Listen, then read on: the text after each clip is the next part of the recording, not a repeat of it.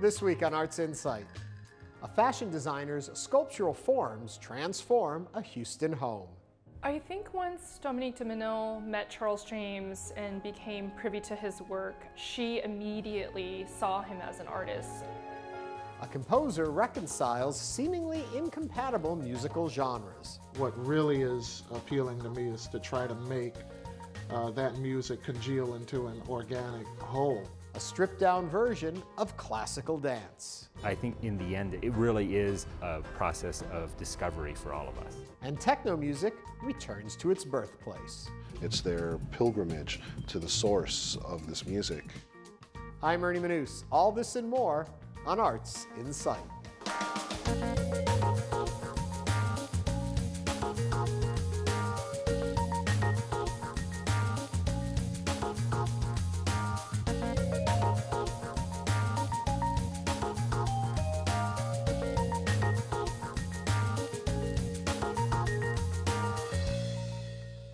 Welcome to Arts InSight. Tonight we're coming to you from River Oaks and the historic home of John and Dominique de Menil. The house, architect Philip Johnson's first major commission, and to help them decorate their contemporary home, the de Menils sought another unconventional talent.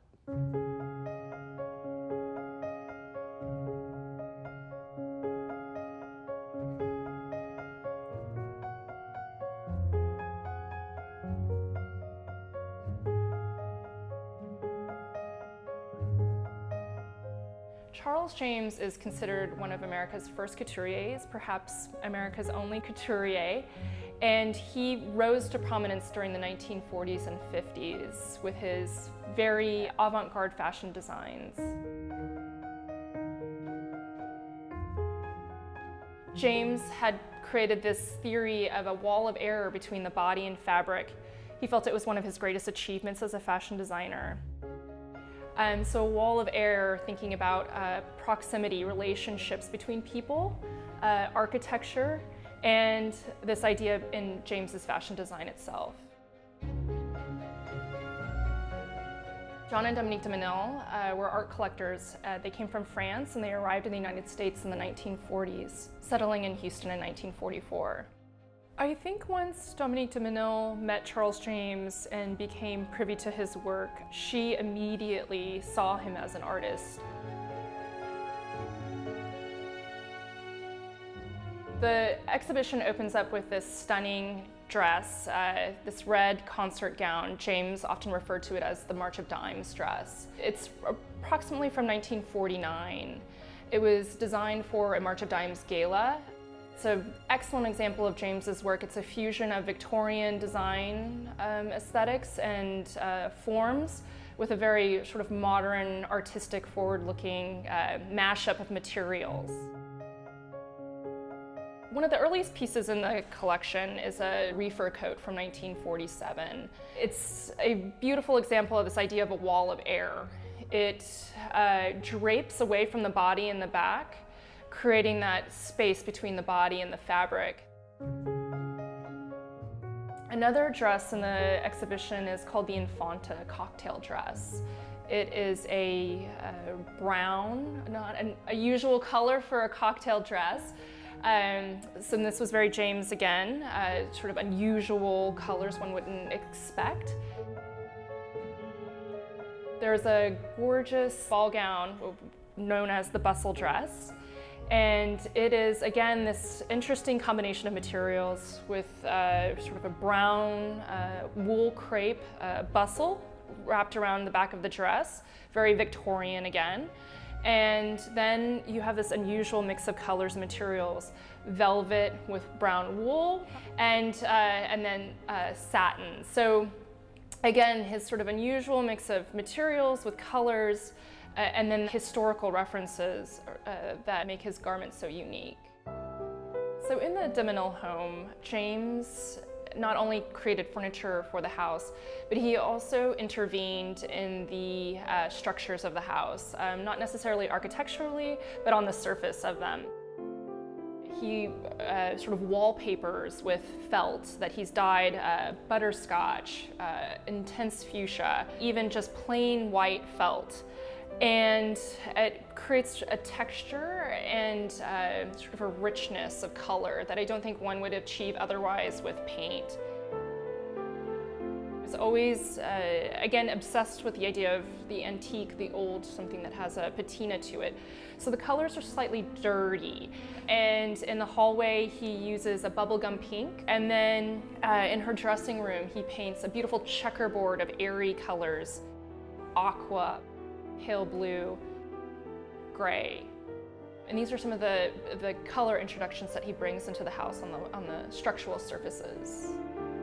You see a relationship between his fashion design and the way he thinks about interior design.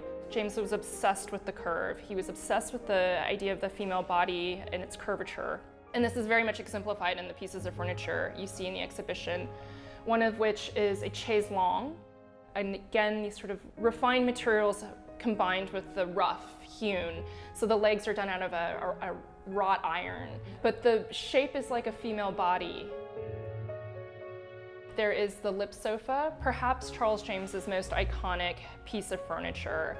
It was designed originally for the de Menils, and it was completed in 1952. Looks like a pair of lips. Another piece is the banquette. It's a large sweeping sofa that resided in the de Menils dining room for lounging after dinner or while one is entertaining. I think what would be great for people to take away from this exhibition is to think about the conceptual aspects of a fashion designer. What I think is beautiful about Charles James is that he brings a poetry to fashion design. And this is, to me, what James was about, and the commission of the de Menils of James was about, was this idea of living in life and how fashion elaborates that, but it also becomes a mechanism for the poetic.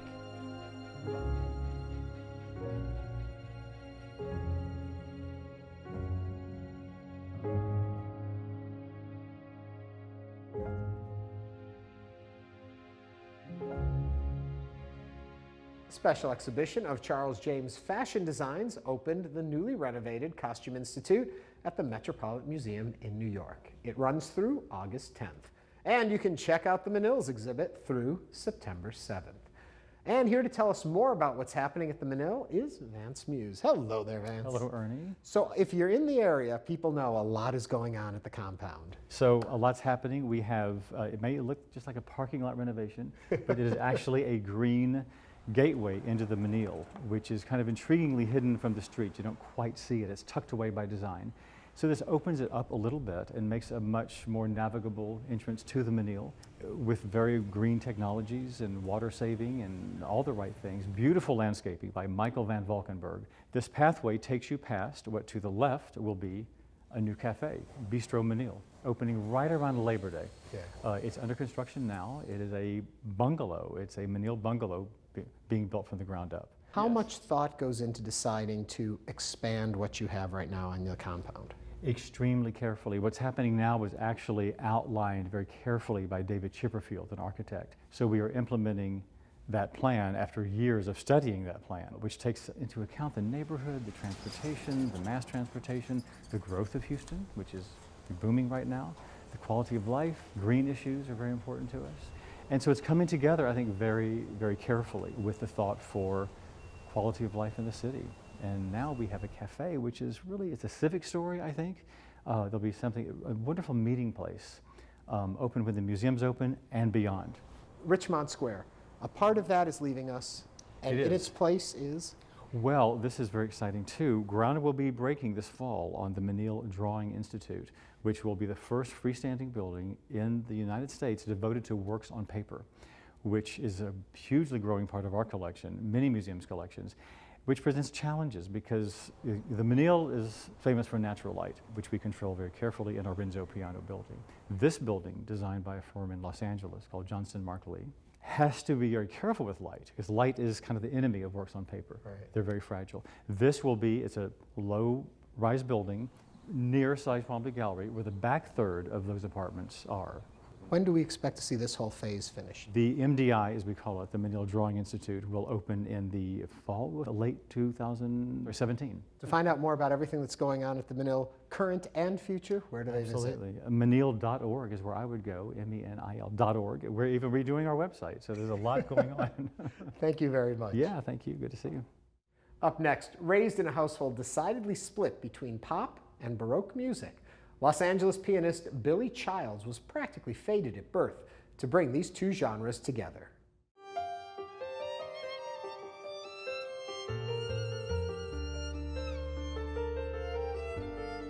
My dad was into the MJQ and the popular music of the day, Barbra Streisand, Nat King Cole.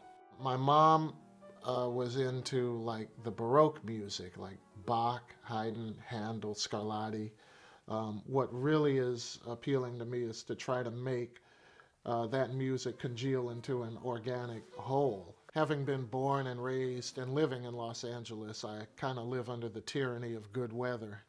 So when I went in 2007 to upstate New York during autumn, I was struck by how beautiful the autumn in New York was. The different colored leaves on the trees, the orange, the amber, the gold, the red, spellbound me. And I wrote this song, The Path Among the Trees, which was inspired by that scenario. I saw this little path as we were driving on I-95 that went into this forest of beautiful, this riotous profusion of colors. And I said, what would a journey be like down that path?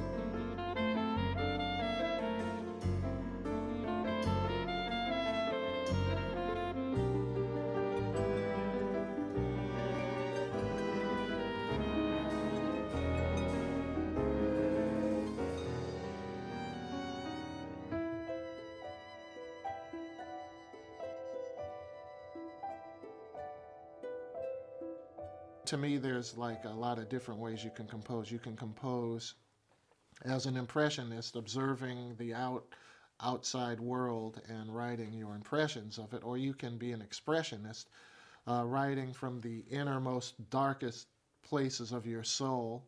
You could write programmatic music, which tells a story, or just music, like as math, you know. Music for Two Quartets was commissioned for the Monterey Jazz Festival, and it's written for string quartet and jazz quartet, piano, bass, drums, and sax, and string quartet. This was a very large, ambitious piece. I wanted to write something that really was written for string quartet and jazz quartet.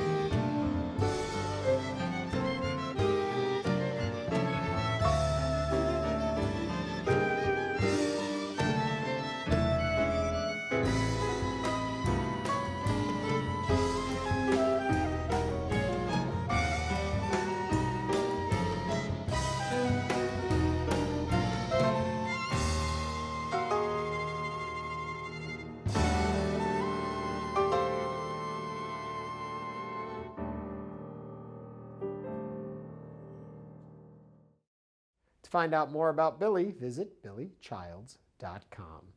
Now, classical ballet may seem out of reach for some, but a studio in Denver is all about making traditional dance accessible.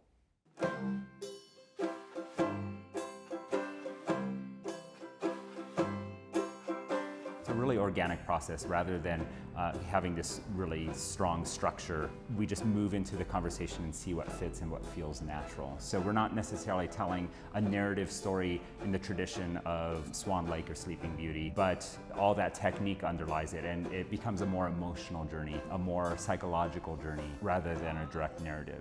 By doing that, what it creates is an opportunity for the audience member to kind of fill in those blanks.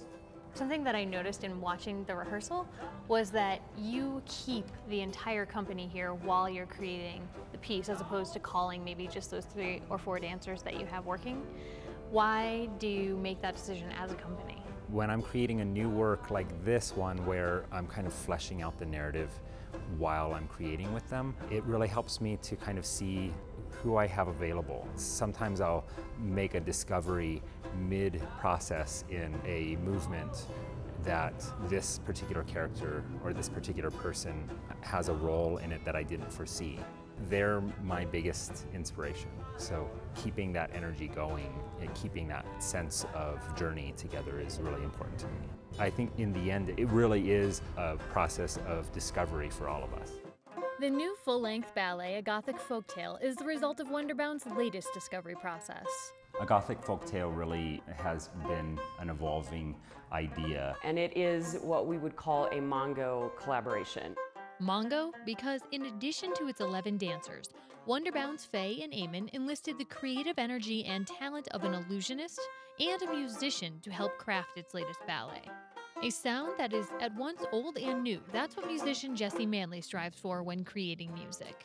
I was really excited to do a full-length ballet and to be able to really dive in.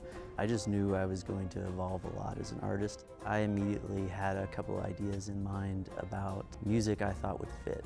When I knew the concept and I knew there was going to be magic involved, I was able to dive into a whole different kind of music. One of the things I did do for this project specifically was pick up the tenor banjo. It's a smaller version of the banjo, and it's got 4 strings, and it was used a lot in vaudevillian music, and so with the feel and the concept of the project, I felt like that just fit in really well. That vaudevillian style is infused in the work of illusionist Professor Felix. When Garrett and I first discussed the show, he gave me such a fantastic question, which was, if there's anything you've always wanted to do on stage, what is it so we can make it happen?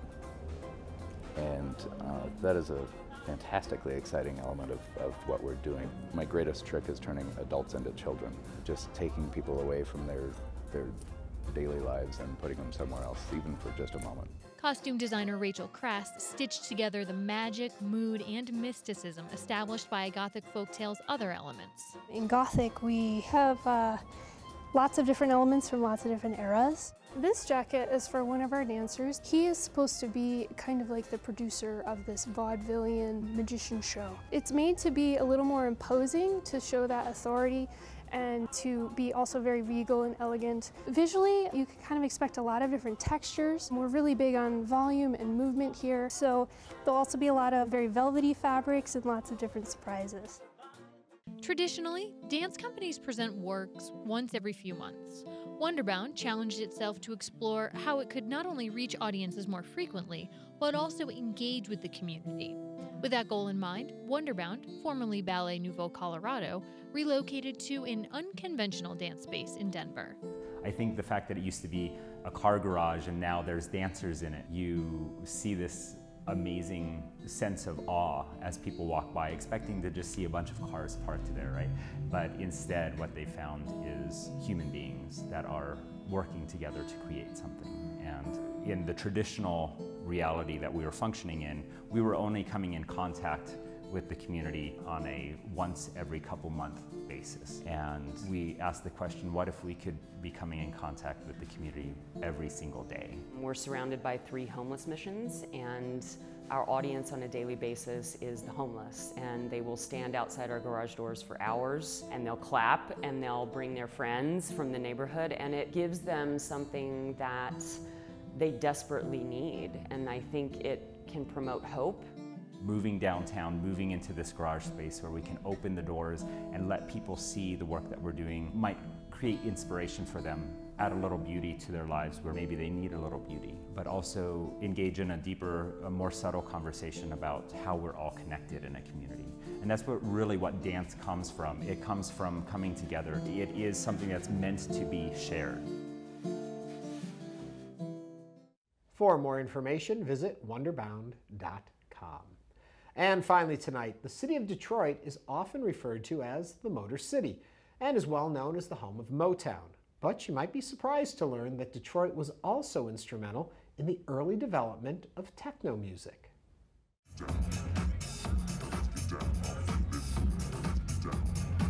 Techno is like a way of exchanging ideas, and largely what techno is about is ideas.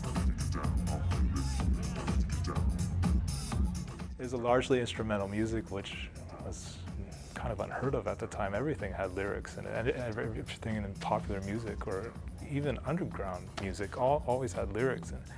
And they just sometimes had vocals, sometimes it didn't. And as a producer, I found that so attractive because I could release the records anonymously. Like, no one knew who these artists were at such an early part of this. There was no real promotion or faces connected to it. And I could just do something on my own and really escape into it and just pour as much energy as I could, because I felt like, well, if I came up with something interesting enough that maybe this would lead to something.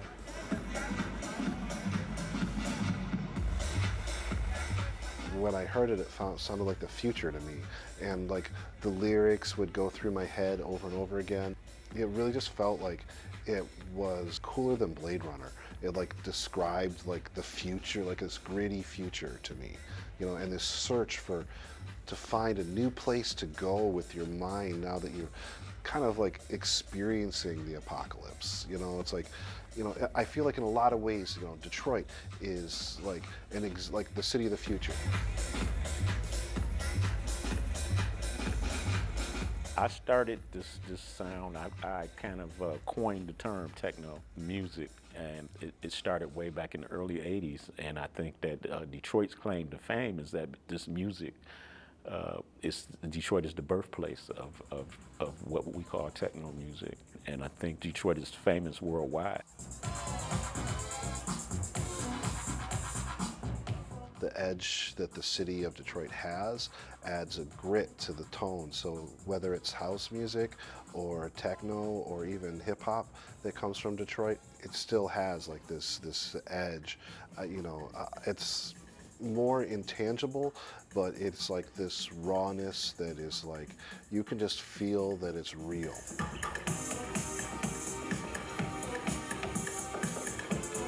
It has this ongoing reputation as being a place where new ideas are tried in this music. It's consistently pushing forward and looking and being progressive. We're kind of living in a time where like a lot of ideas are recycled. So I think something new, or even something just trying to be new or different, really resonates with people. Detroit's place within it was actually one of the first places to think of specific new ideas, to make like these specific innovations and this particular sound palettes, particular ways of using drum machines. The dynamic of Detroit has a subliminal or subconscious effect over everybody that's here, but I think it does create a edge to the music that doesn't exist in any other city. It creates a toughness and a hardness that, you know, that is beautiful in its own way.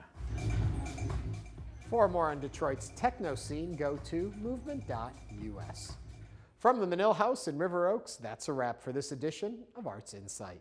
Join us next week for an interview with Texas tenor J.C. Fisher, one of the stars of the classical crossover trio who've gone from America's Got Talent to pop stardom. For all of us here at Houston Public Media, I'm Ernie Manous. Thanks for joining us, and have a great week.